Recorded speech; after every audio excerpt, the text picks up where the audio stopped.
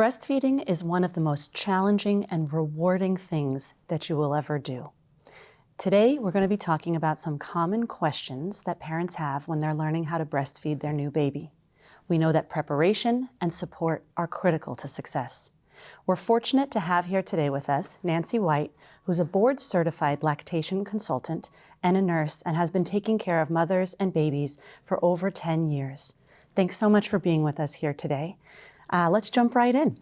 Great. So the first thing that I'd love to hear about are what are some of the ways that you recommend positioning a baby when a mom is learning how to breastfeed? Right. Well, thank you. And thank you for having me, Julia. So I think the main thing is when you're talking about a newborn baby, and that's what I'll speak to first, because most of our parents are probably dealing with newer babies. It's very important when you, of course, when you first have your baby, often in the labor and delivery, they'll put the baby on the chest and sort of the baby will just sort of spontaneously latch in the first hour or two of life. That's ideal. That's called the golden hour. However, once the baby is progressing on the breastfeeding journey, it is important to understand you have kind of a newborn who is needing a little bit of guidance as the moms are also learning, the babies are learning. So when you're positioning a baby, a couple things to think about is to have them in a position where they're kind of at breast level. Like I always like to say, you want them right at the restaurant so that you're not leaning over to them or having to pull them up. Even though they're little small babies, they can be pretty heavy. So have your baby positioned either with like a breastfeeding pillow, if you have like a My Breast Friend or a boppy or just some pillows. So you have good support and the mom also has good support. Keep the baby tummy to tummy, okay? So you want your baby facing the mom's tummy. If a baby's on their back, they develop this Moro reflex, which is a newborn reflex. It's a startle reflex, and you'll see that when you unwrap a baby and they'll startle when they're on their back. That's a normal reflex. However, when they're breastfeeding, you don't want them startling or biting down. So tummy to tummy is excellent. And then you want to think about positioning your baby and supporting not so much the head, because people will sometimes push the head down that causes the baby to close their mouth, but support the sort of the nape of the neck and the back of the shoulders. That way you're pulling the baby in that way. And just like ourselves, when we drink water, if you had somebody pushing your head down, it would be very uncomfortable. But if somebody supported the back of your head and your neck, it allows them to tilt and to look up. So those are some things to think about. Now you can do what is called a cross cradle. So the baby is here, you're taking your hands behind the shoulders and neck of the baby, bringing the baby on this way. You can do another position called the football hold, which is again, pillows bringing the baby to the side. Sometimes that helps moms to see a little more what's happening. Those are two very good positions. Some moms will just cradle the baby and the baby will latch well, but you don't have as much control on the shoulders and the neck. So sometimes the babies will not latch as deeply. Some positions that we don't recommend usually for the first few days or weeks are a sideline position, because it is very hard for moms to really see what's going on. So unless you're a very experienced mom and you can kind of feel that the latch is correct, sometimes, although it's very tempting when you're tired and have just given birth, that sometimes does not work as well. But these positions, of course, will also evolve. The first couple of weeks will be very different than after the baby's a few months old. And the bottom line is, if it feels comfortable to you, the baby is feeding well, there's no pain or trauma involved, then that's fine. But these are some of the more common positions that we find work well. What are you looking for to see that the baby is indeed feeding well? Feeding well. Well, so latching well or feeding well? I guess latching well to start with. Latching well. Okay, so we'll probably cover both. But so one thing with a baby, and I actually brought a little device, a little model. Lovely. Yeah. So when a baby is latched well to the breast, you do want to see the mouth open, and we call it flanged or fish lips. So depending, everybody will have different shaped nipples, different sizes of the brown area, which is called the areola. But in general, you want to see the baby covering as much of the areola as possible and not just on the tip of the nipple. Many times also moms will feel that pinching or biting down feeling, and that is not something that is good for breastfeeding. You may feel when the baby's latched correctly, tugging and pulling, but you shouldn't feel that really sharp shooting pain. So one way we can do that is if you are looking at the breast like a sandwich, okay, and look at the areola as your target. Okay, so I always tell moms, a lot of times they're trying to pinch right here. So your baby's trying to land right where your fingers are. That's probably not going to work very well. Look at your areola as like a landing pad or a target and keep your fingers a little bit outside. But then squeeze down as much as possible so that you are shaping the baby's mouth in the direction, or the breast in the direction of the baby's mouth, right? So if the baby's mouth is going this way and the breast is going this way, just like a big sandwich, it's going to be easy for the baby to get on and take a big bite. Now, sometimes that can be challenging because mom's hand position, maybe she's putting her breast this way and the baby's mouth is this way. That's going to be a difficult fit. So it may take a little bit of manipulation on what's the best way to do that. If there's a partner involved and mom feels comfortable, you can also kind of ask the partner to help. So this can help the baby get on.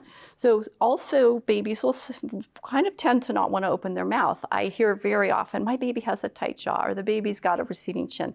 These are actually very normal findings. So if you think about a newborn baby in the womb for months and months, they are tucked in, their jaws are tight, their chins are receded, and that is something that will resolve with being out, using their jaw, and learning to breastfeed. However, it's important in the early days that when you have your baby coming to breast, they don't have the small mouth and just grab on the end. So how do you make them open up?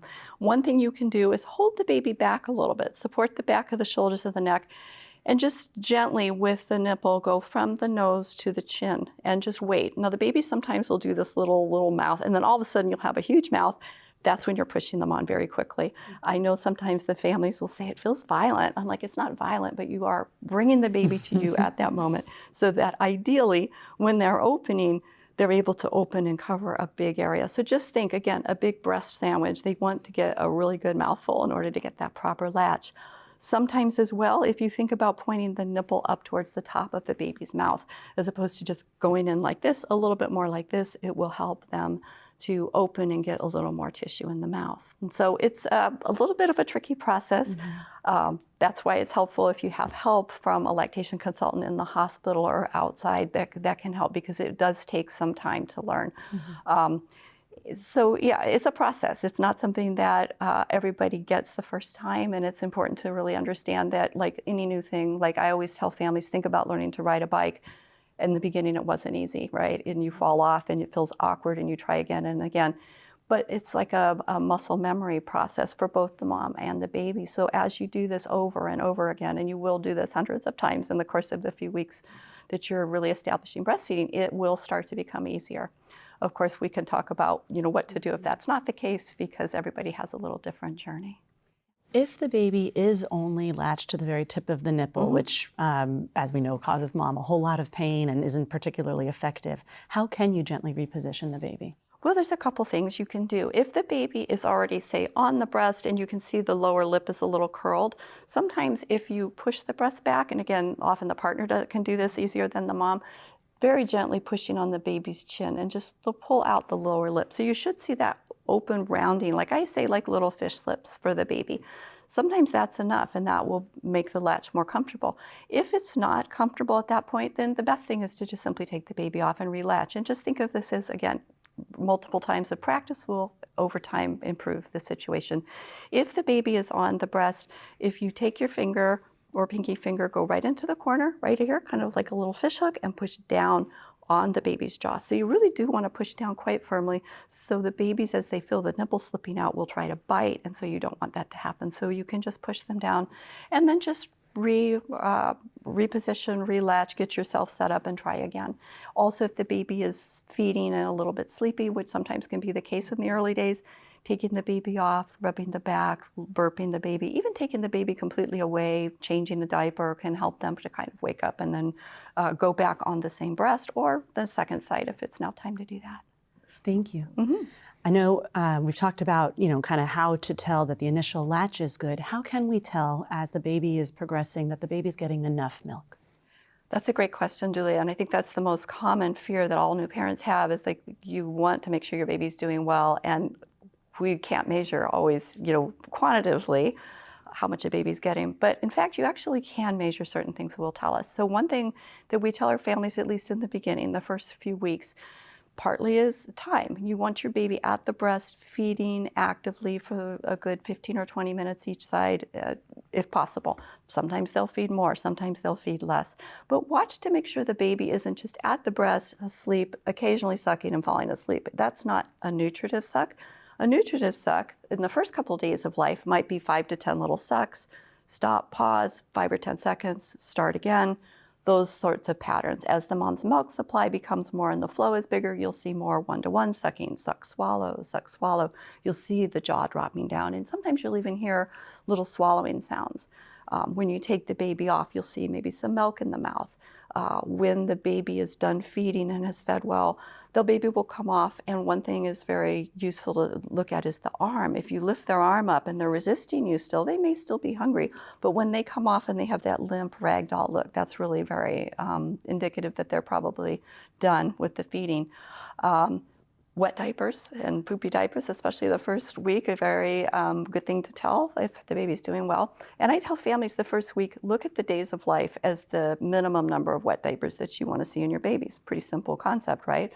So babies will come out. They don't always have 6 to 8 wet diapers the first week, but day 1, they should have at least 1 pee and 1 poop, right? The second day, 2 and 2. And it should go up during the first week. After 6 to 8 days, yeah, you should start seeing 6 to 8 wet diapers in a 24-hour period. And you should see that their soiled diapers should change. You know, they have the initial diapers are that really thick, dark meconium that they have during the pregnancy, which is just accumulated during the 9 months. But as they start getting breast milk, you should start to see the color of the diapers change, and that will go eventually to a green and then a yellow seedy consistency. Sometimes as they get older, the wet diapers should keep always being a good quantity. Sometimes the dirty diapers, though, not so much. You won't see necessarily 6 to 8 soiled diapers in a 24-hour period. It can be more common to go even a couple days without, stools. But your good heavy wet diapers are a very good indication. So those are things you're looking for. The baby's satisfied, they're starting to produce more. Moms should feel somewhere between day 3 and 5 like their breasts are getting fuller and heavier. Not everybody comes out, or nobody usually is coming, with a full milk supply when their baby's first born. And many moms get concerned that my breasts aren't full, what's going on? It's all supply and demand, and it takes usually 3 to 5 days, especially if you've had a C-section or some trauma in your delivery, blood loss, different things like that. It can just take your body a little longer to start to produce milk. But putting your baby on frequently, letting that baby stimulate the breast is a great way to make sure that that supply gets established. Once the mom's milk starts to increase around day 3 to 5, then you normally will see the baby's weight start to go up. So very normal, the babies will lose weight the first several days of life, but as mom's milk supply starts to increase, they slowly will increase their weight. If a baby is back to their birth weight by 2 weeks of life and thriving in other ways that I described, that's a very reassuring sign. On the other hand, if you don't see good wet diapers, moms are not feeling fuller, the weight gain is not what's expected. Those are definitely not normal signs. You should be speaking to your pediatrician, possibly talking to a lactation consultant. Some options would be mom could possibly pump and give her milk to the baby. And if that's not an option, then they need to speak, to their pediatrician or their provider on, does the baby need formula, or what would be the next steps? We hear these horror stories of babies that are breastfed and are starving to death or having issues. That should never be happening. We are promoting breastfeeding, but we're also promoting good health of our infants. And so those are things we want to look for. That's so helpful. I feel like one of the most common questions I often hear are parents, how can I increase my breast milk supply? What are some strategies for doing that? Yeah, so it kind of depends on your baby and you and how old your baby is, right? So if you have a baby that's a normal term baby, everything went well, you've been with your baby and baby is feeding well, breastfeeding on demand is really the most important thing. And I do sometimes have parents that say, how do I get my baby on a schedule? That's really not recommended your first weeks of life. Babies, when they're breastfed, have different feeding patterns. They'll have some feedings that are a snack, some feedings that are a full meal. What we're trying to encourage is at least 8 to 12 feedings in a 24-hour period. That could look like every hour. That could look like every 3 to 4 hours. But if you do the math, 8 times in 24 hours is about every 3 hours is an average. So if you aren't putting your baby to breast frequently, you may not get the milk supply that you need. Now, sometimes the babies can be separated from the moms, either temporarily or long-term. If they're born prematurely and they're in the intensive care unit, then it's very important that moms start pumping as quickly as possible. We always recommend, if the mom is medically stable in the first hours, it's very, very beneficial to start pumping. If you can't pump, hand expressing is also a very good thing to do. Trying to replicate, the baby who's not able to breastfeed. Sometimes you'll know baby will be with you, but still very sleepy. They can have elevated bilirubin, so otherwise known as jaundice, that can make them very sleepy. Or sometimes they have kind of a difficult labor, mom and baby. So there are things that can stand in the way. But in those first days, frequent feeding is very important to getting your milk supply. Also, famously, and most moms and dads may already be past this at this point, but in the second night usually is when babies wake up and do this thing called cluster feeding, which is very, very demanding for the families who are already exhausted, and these babies feed constantly. And the most common conception is, my baby's starving, something's wrong. And many times they'll give bottles, they'll give formula, or what have you. If there's no medical indication that the baby needs this, sometimes that can really interfere with the mom's supply, because the baby starts taking more volume via a bottle and then doesn't want to breastfeed as well. So that can set mom up for poor supply, because in those first days of life, the mom's hormones that make milk, the prolactin and so forth, are very high and just prime for the mama to start making milk. So that stimulation is very important. But again, sometimes we have moms with different circumstances, and then you have different periods of a mom and baby's relationship. So if things are going well and everything is on track, the first 4 to 6 weeks we recommend only breastfeeding, but then around 4 to 6 weeks, pumping is also recommended, so the baby can start getting used to taking a bottle at that point, so that mom's in preparation for going to work, or just maybe dads or other family members, other partners want to take part. That's also very normal and desirable. So those are some things you can start doing. Now, of course, there's always exceptions, and if you have special circumstances, talking to a provider, talking to a lactation consultant, but those are kind of the basic principles that we follow and tell families. Thank you. I think that it's so helpful to kind of distinguish between that the frequency of need that the baby has to come to the breast, that's a natural phenomena, even if it's every hour or every 2 hours, which feels so crazy when it's actually happening. But to look at objective information, such as the dirty diapers and the wet diapers, as you said, to decide whether or not baby's getting enough. That just because baby needs to be on the breast more frequently doesn't mean that baby's not getting it. Right. And another point along that same lines is babies do go through growth spurts as well during the whole course of their breastfeeding experience. So you'll find a baby that's feeding really regularly and doing well, and then we'll have 2, 3, 4 days of just, again, that almost like second night cluster feeding, constantly feeding.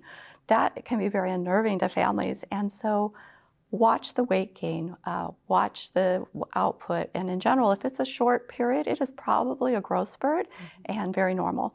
Unfortunately, a lot of formula companies are very good at sending samples to new families at, say, the 3 to 3 week mark, 6 week mark. These are growth spurt kind of common times.